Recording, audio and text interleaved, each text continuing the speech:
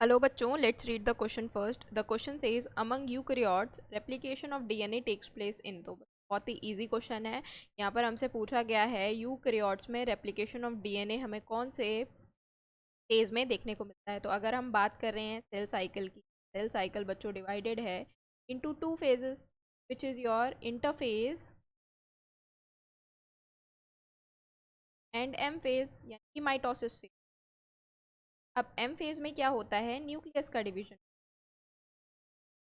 Nucleus division.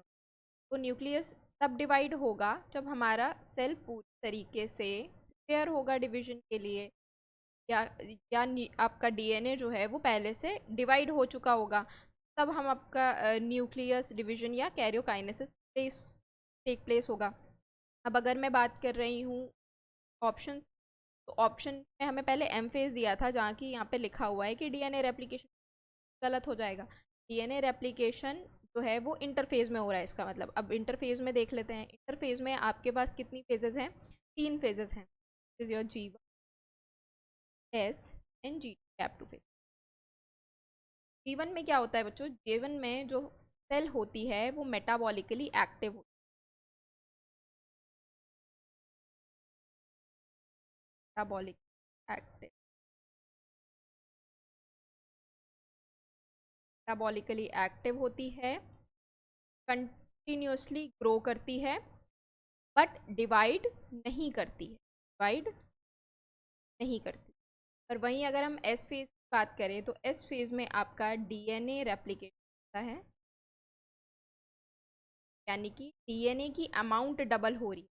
जैसे यहाँ पर अगर फॉर एग्जांपल मैं बात करूँ तो डीएनए अमाउंट था, और फिर एस फेज के ख़त्म होने के बाद वो अमाउंट 4C हो जाएगा। तो यहाँ पर डीएनए रेप्लिकेशन होता है। अब जी की बात करें अगर, तो G2 में क्या होता है बच्चों, G2 में जो सेल है वो प्रिपेयर करता है किसके लिए, माइटोसिस के लिए, यानी कि आपके एम फेज के लिए। G2 के बाद कौन सी फेज आती है आपकी, एम फेज आती है। तो यहाँ पर ढेर सारे प्रोटीन प्रोटीन तैयार होंगे, सेल तैयार होगा, ताकि हम एम फेज में जा सकें, कैरियोकाइनेसिस हो सके या न्यूक्लियस डिवाइड कर सके। तो जो करेक्ट ऑप्शन हो जाएगा बच्चों वो हो जाएगा एस फेज। वन फेज नहीं होगा, क्योंकि वहाँ पर हम क्या देख रहे हैं, metabolically active cell, cell grow कर रही है पर डिवाइड नहीं कर रही है।